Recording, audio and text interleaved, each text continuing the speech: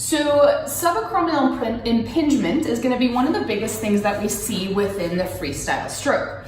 And using a 3D videography, 11 healthy swimmers at the University of Iowa were viewed to determine the technical causes of the subacromial impingement. And the mean duration of the shoulder impingement throughout the entire stroke, the freestyle stroke, so from start of hand entry until hand entry again, the mean duration of shoulder impingement was 24% of the stroke. So a quarter of that stroke phase, that shoulder is in impinged position.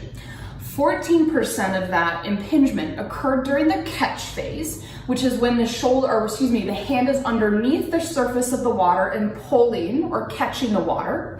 And 10% occurred during the recovery. And the recovery phase is when the hand and elbow exit the water and circle back through. Okay? The subacromial impingement occurred in the recovery phase at the early exit of the arm. During the catch phase, we also have to take into consider the fluid dynamics. So when our hand is entering the water, the fluid force coming up onto the hand generates a large moment around the shoulder, which elevates the arm forcibly in maximal elevation. And this elevation can create a large compressive force at the subacromial space, which is essentially our nearest testing position. So other kinematic variables that are important to understanding impingement are going to be body roll. So when we're swimming, we're not just swimming flat on the surface of the water. We're actually rotating the trunk and elongating the body to cut through the water, taking away some of the water force or water resistance that we have to cut through. When we are doing the body roll, excessive body roll, so if we're going too far over, our hand is going to cross midline. When that hand crosses midline, we're placing the shoulder into abduction, internal rotation, again, increasing the impingement at that subacromial space.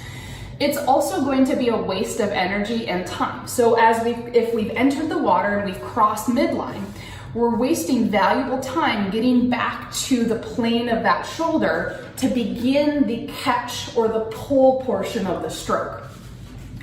If we don't have enough body roll, so lack of body roll, the stroke, when we enter the water, it's actually going to increase the mechanical stress on the shoulder and lead to improper hand entry. So there's a fine line between too much and not enough. The other thing that we need to take into consideration is breathing, okay? So with freestyle, your swimmer is either going to have a every stroke breath or an every other stroke breath. And what that would look like is if I'm breathing to the right, and then I would breathe to the right again. A bilateral breathing pattern would look like breathing to the right, head down, stroke, stroke, breathe to the left. What we want to look for is if an athlete has a unilateral breathing pattern, that creates an increased time of shoulder impingement on the ipsilateral side. So if I'm breathing to the right, it's creating a little bit of shoulder impingement every time I go to breathe, okay? It's not a big deal when it's 1 or 2 strokes, but when it's 13,000 revolutions and one side of the body has a little bit more of an impinged position, that adds up. And so that the extra force that has to be exerted to right our body back to the plane of the water is going to increase the demand on that shoulder, okay?